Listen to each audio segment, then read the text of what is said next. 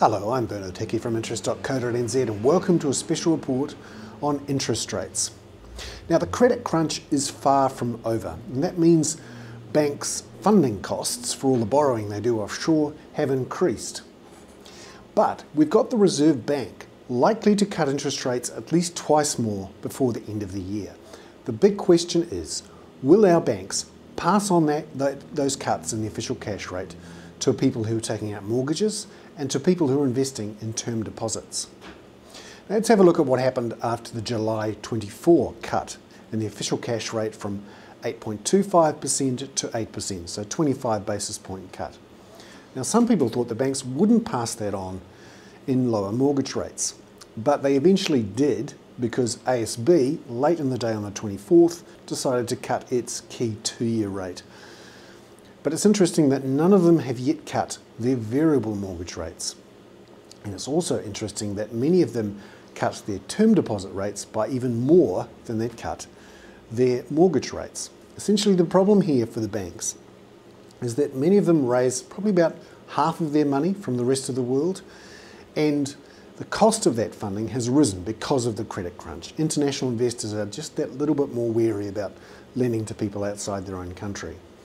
So the funding costs for the banks have risen from about 20 basis points, or 0.2 of a percentage point, above local interest rates, to currently around 220 to 240 basis points, so a full 2.2% above local interest rates.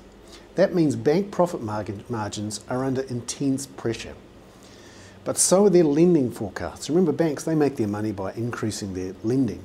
And lending, particularly on mortgages, has been dropping sharply in the last few months because of the slowdown in the housing market. So the banks, they're reluctant not to cut interest rates if another one of their competitors cuts interest rates. And that's what happened when ASB cut its interest rates after the July 24 rate cut. So it's possible that the OCR cuts are likely to be passed on in lower mortgage rates. But it's possible too that deposit rates will fall even more than that as the banks try to recover some of their profit margins by reducing their deposit rates. So what's going to happen in the rest of the year? September 11, the Reserve Bank makes another decision on interest rates. Most people expect a 25 basis point cut, possibly even a 50 basis point cut, although that will depend on how much of a fall we see in the New Zealand dollar.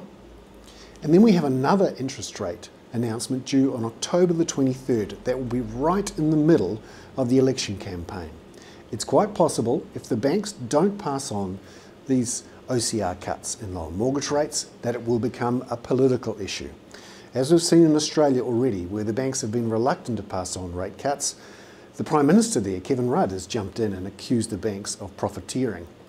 We'll see whether the same thing happens again in the lead up to this election. I suspect the Labour-led government will be quite keen to jump on the banks if they don't pass on cuts in the official cash rate.